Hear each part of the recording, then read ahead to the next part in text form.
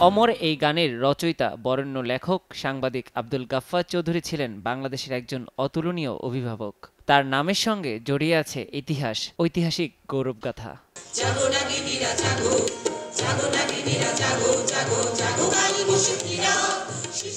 পৃথিবীতে কিছু মানুষের জন্ম হয় অন্ধকারে আসা আলো ছড়ানোর জন্য। তাদেরই একজন আব্দুল গাফফার চৌধুরী। মৃত্যুর আগ পর্যন্ত 7 দশকের বেশি সময় ধরে দুহাতে লিখে গেছেন, যার বেশিরভাগই ছিল রাজনৈতিক ভাষ্য। তার মৃত্যুতে বাংলাদেশ একজন প্রকৃত অভিভাবক হারিয়েছে, যে ক্ষতি অপূরণীয়।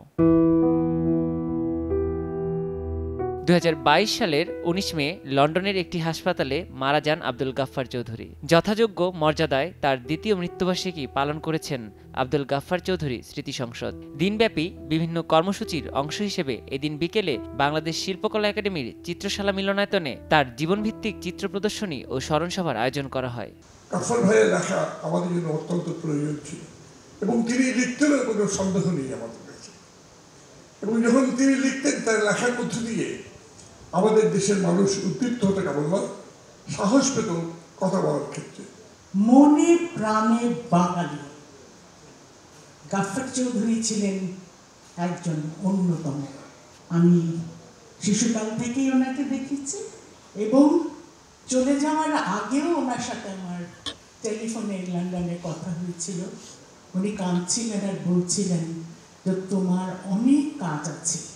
বঙ্গবন্ধু জীবিত থাকা অবস্থায় যেভাবে ভালোবাসতেন, তার চেয়ে মৃত বঙ্গবন্ধুকে তিনি অত্যন্ত অন্তর থেকে ভালোবাসতেন।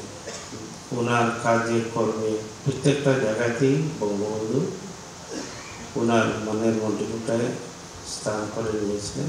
সমবেত কণ্ঠে আমার ভাইয়ের রক্তে রাঙানো 21শে ফেব্রুয়ারি পলাশী থেকে ধানমন্ডি নাটকের খণ্ডাংশ পরিবেশনা শেষে আমন্ত্রিত অতিথিরা আব্দুল গাফফার চৌধুরীকে নিয়ে স্মৃতি তর্পণ করেন। কিছু কিছু মানুষ আছেন যারা তাদের কর্মের ডালিতে জীবনকে এমনভাবে সাজান যে দীর্ঘ জীবনও তার কর্ম ও অবদানকে ধারণ করার জন্য যথেষ্ট মনে হয় না। আব্দুল গাফফার চৌধুরী তেমনি একজন মানুষ। তার সাথে আমার দুবার দেখা হয়েছে। প্রথমবার দেখা হয়েছিল সাবেক অ্যাটর্নি জেনারেল জনাব মাহবুব আলম সাহেবের বাসায়, আর দ্বিতীয় দেখা হয় আমার সঙ্গে লন্ডনে। পরের দিনই আমার ব্রিস্টল যাওয়ার কথা। তিনি আমাকে বলছেন যে আপনি ব্রিস্টল যাচ্ছেন কালকে? আমি জি বললাম। যে জি। বলে আপনি কি জানেন রাজা রামমোহন রায়ের সমাধি আছে সেখানে? আমি বললাম না। বলে যে আপনার ছেলেকে বলবেন, ও আপনাকে ঠিকই নিয়ে যেতে পারবে।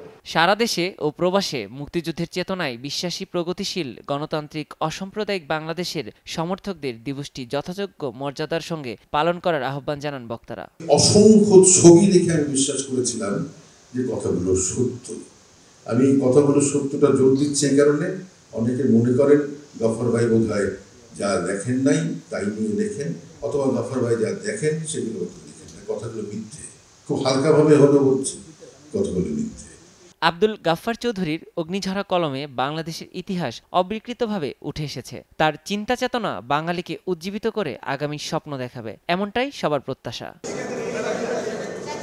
নিয়াজ শুভ, সময় সংবাদ।